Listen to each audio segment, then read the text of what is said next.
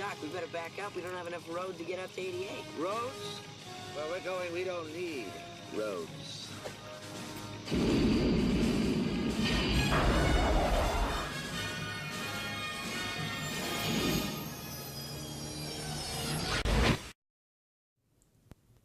Hey everyone, Scooby-Doo here, and welcome to my Fallout review of the Kid Logic hovering DeLorean.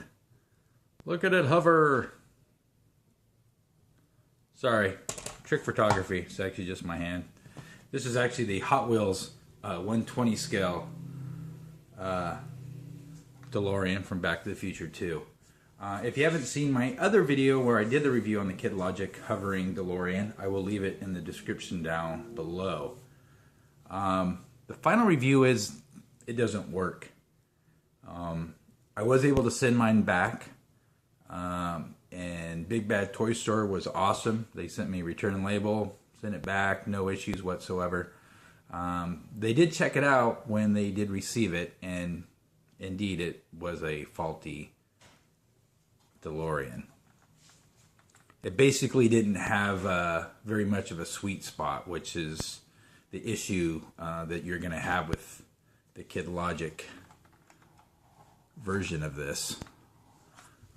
With most things that you purchase, in Star Wars fans will know this, or Star Trek, or Ninja Turtles, or anything else, when you go to buy things, say like at a Walmart, you just don't grab the item off the shelf and go buy it. You take a look at it, because each one's not made quite the same. Sometimes the paint's really good on one figure or vehicle, and then other ones, they're kind of bent or the paint's off on it. And it's the same thing with the Kid Logic.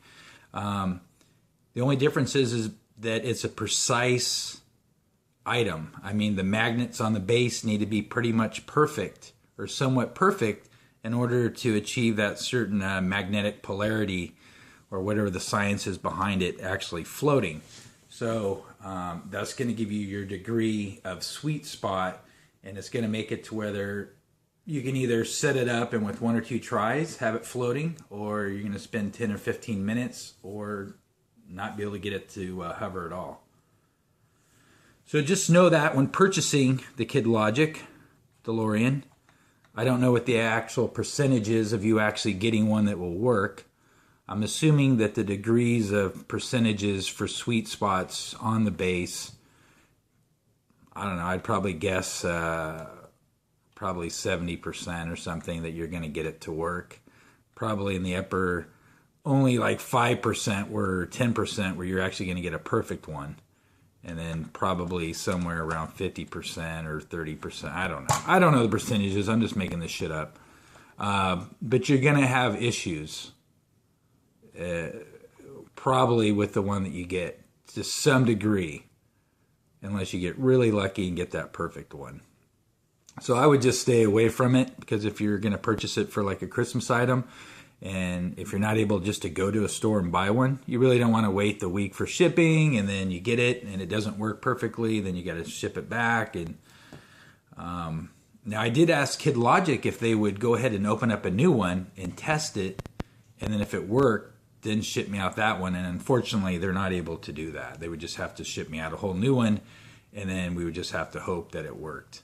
And that just wasn't worth it to me to go through all the extra hassle, especially for the price that you're paying for them. It would be nice if Kid Logic just went ahead and came out with one that had the standard base, because that was actually pretty cool. Maybe charge like $120, $130 for it, and just go that route instead of having the hovering one.